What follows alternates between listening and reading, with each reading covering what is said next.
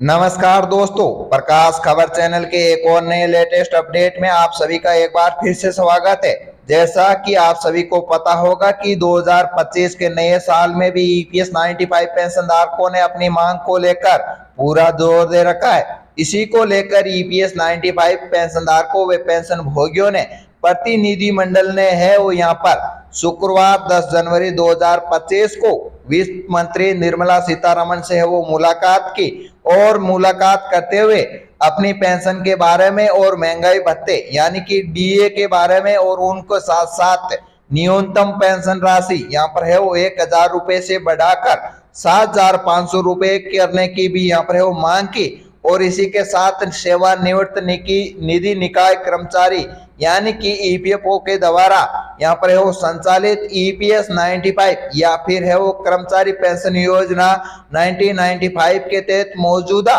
न्यूनतम पेंशन राशि है वो 1000 रुपए की गई थी। लेकिन ऐसे ईपीएस 95 पेंशन धारक है जिनको यहाँ पर है वो 1 लाख रुपए से भी यहाँ पर है वो पेंशन है वो यहाँ पर कम मिल रही है, यानी कि 1000 रुपए से पेंशन है वो लगातार इनको इतनी मांग करने के बाद भी 1000 रुपए से पेंशन है वो कम मिल रही है। ईपीएस राष्ट्रीय यानी कि आंदोलन समिति के द्वारा एक बयान के अनुसार वित्त मंत्री ने है वो प्रतिनिधि मंडल को बताया कि उनकी मांगों की समीक्षा है वो की जाएगी और सहानुभूति पूर्वक यहाँ पर समाधान भी किया जाएगा। राष्ट्रीय समिति के राष्ट्रीय अध्यक्ष कमांडर अशोक राउत ने देश भर के राष्ट्रीय केंद्र और सरकार के सार्वजनिक उपक्रमों, निजी संगठनों और कारखानों के 78 लाख से अधिक पेंशन भोगियों की है वो दूरदर्शा पर भी यहाँ पर है वो उनको पूरी जानकारी दी। पेंशन भोगियों को यहाँ पर है वो बताते हुए बताया कि पेंशन भोगी लगातार है वो 7 से 8 वर्षों से न्यूनतम पेंशन राशि यानी कि 1000 रुपए या फिर 1000 रुपए से भी कम रहे से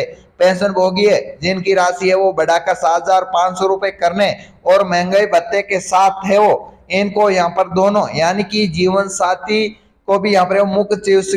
चिकित्सा उपचार की भी यहाँ पर है वो मांग की गई। इसमें है वो वित्त मंत्री श्री निर्मला सीतारमण ने बताया कि पेंशन भोगियों की मांगों की पूरी यहाँ पर है वो सहानुभूतिपूर्वक विचार किया जाएगा। ये आश्वासित देते हुए उन्हें उम्मीद यही है कि लेकिन सरकार को आगामी बजट में डीए के साथ न्यूनतम पेंशन राशि है वो 7500 रुपए की घोषणा करने के निर्णायक रूप से है वो कार्य करना चाहिए। इसमें कम से कम वरिष्ठ नागरिकों वे समान प्रदान के लिए विफल होगा जिसके वे हकदार है। कमांडर अशोक राउत ने यह भी बताया कि उनको श्रमिक संगठनों द्वारा न्यूनतम पेंशन है वो 5000 रुपए करने की है वो आलोचना की तथा इसे पेंशन भोगियों की बुनियादी जरूरतों के लिए भी ये राशि है वो बहुत ही कम है। इसको लेकर यहाँ पर है वो वित्त मंत्री श्री निर्मला सीतारमण ने वो आश्वासित देते हुए कहा कि नए बजट के साथ है वो यहाँ पर है वो 7500 रुपए करने की पूरी उम्मीद दी है तथा संस्था के दावा भी किया है कि सरकार के साथ साथ यहाँ पर है वो 2024 के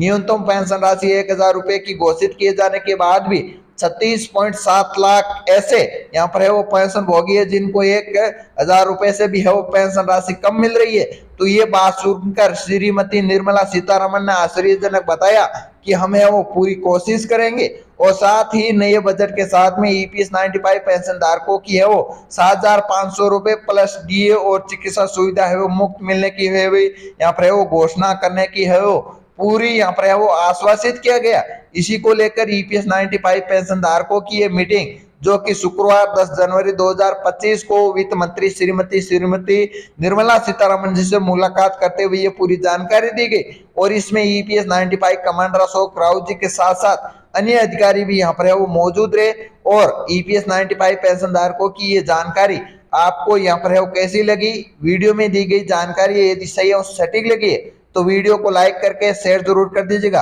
और चैनल पर नहीं हो तो चैनल को सब्सक्राइब करके बेल आइकन को ऑन कर दीजिएगा क्योंकि आपको लेटेस्ट अपडेट चैनल इसी के ऊपर मिलती जाएगी। उम्मीद करते हैं और मिलते हैं एक नई लेटेस्ट अपडेट के साथ, तब तक के लिए जय हिंद जय भारत, हमें दीजिए इजाजत।